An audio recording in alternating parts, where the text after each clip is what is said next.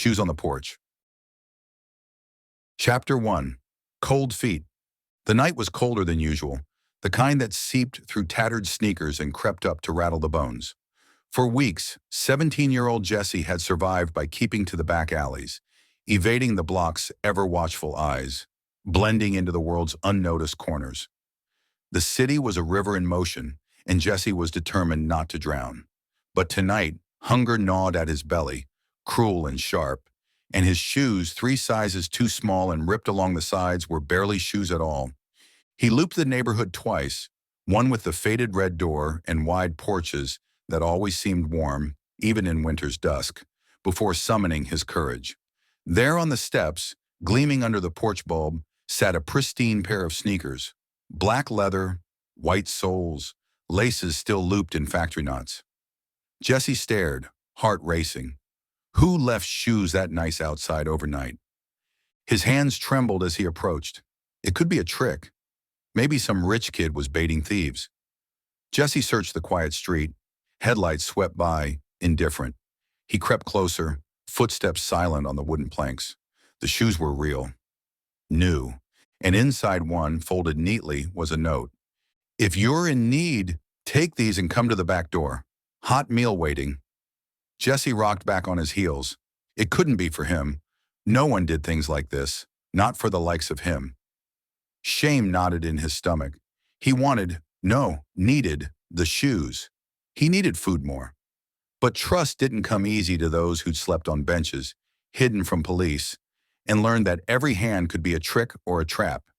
He grabbed the shoes and, against every instinct honed by months of surviving, circled the fence to the back porch.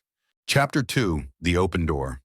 A soft yellow light spilled from the kitchen window. The back door wasn't locked. Jesse hovered by the steps, shoes clutched to his chest, peering into the warmth. Inside, an old man with white hair and a thick cardigan busied himself ladling soup into a bowl. He turned, catching Jesse's silhouette on the threshold. Instead of surprise or anger, the man's face softened into a gentle smile. "You came," he said with genuine welcome. "Come in, son. No one should be out in this cold." Jesse hesitated, years of mistrust like a wall behind his ribs. But the hunger, the exhaustion, the careful kindness in the old man's voice, these pulled him in. He stepped over the threshold, heart hammering. I just wanted to say thanks for the shoes," Jesse stammered.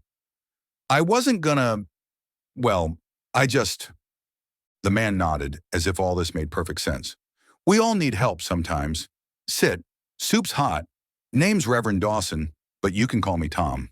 Chapter 3. Breaking Bread. They ate at the small kitchen table, steam curling from 2 mismatched mugs. Jesse devoured the soup, pausing only when Tom refilled his bowl. He was careful not to talk too much, to say too little. Tom let the silence stretch, a gentle quiet, never prodding. After dinner, Tom handed Jesse a blanket and showed him the old recliner, set up by the radiator.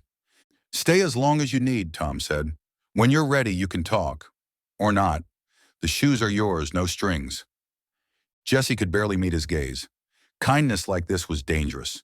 Worse, it made the ache inside sharper, drew out memories of places and people lost.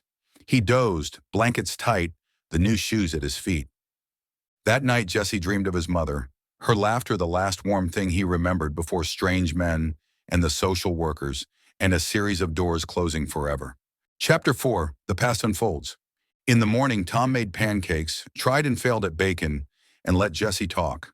About the streets, about school, about trust, about the nights when kindness had been a lie.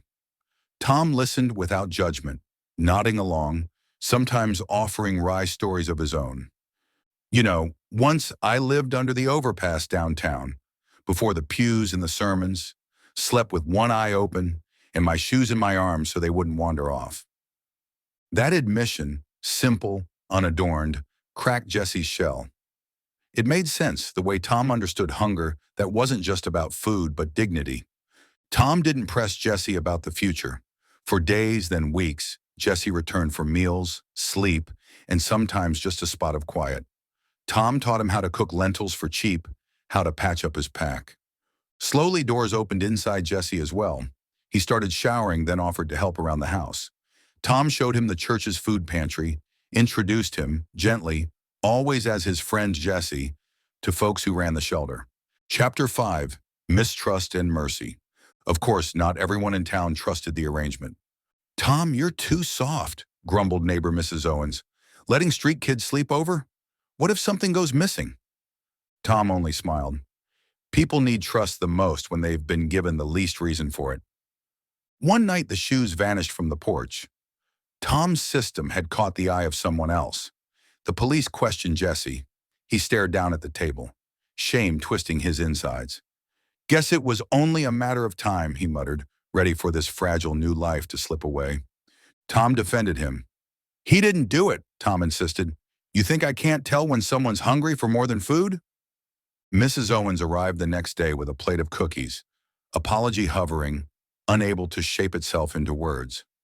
Jesse accepted the cookies, beginning to believe, slightly, that people could change too. Chapter 6. Another pair of shoes. Spring brought new jobs. Jesse helped at the soup kitchen, washed dishes at the coffee shop. One day he found a small box by the back door, wrapped in newspaper. Inside, another pair of good shoes, donated by someone whose son had outgrown them. Under the laces, a note. "If you need these, take them, and come to the back door. Hot meal waiting?" Jesse smiled, tears threatening. He set the shoes on the porch, repeating the ritual for another stranger passing through hard times. Chapter 7. Onward. With Tom's guidance, sometimes wise, sometimes just patient, Jesse limped through the roughness. There were relapses, nights when he'd disappear, ghost back to old habits. But Tom waited, a steady light in the windowsill. The house stayed open, the kettle always whistling. Slowly, Jesse rebuilt his life. A GED, odd jobs, eventually steady hours at the rec center, where he started a shoe drive for local teens.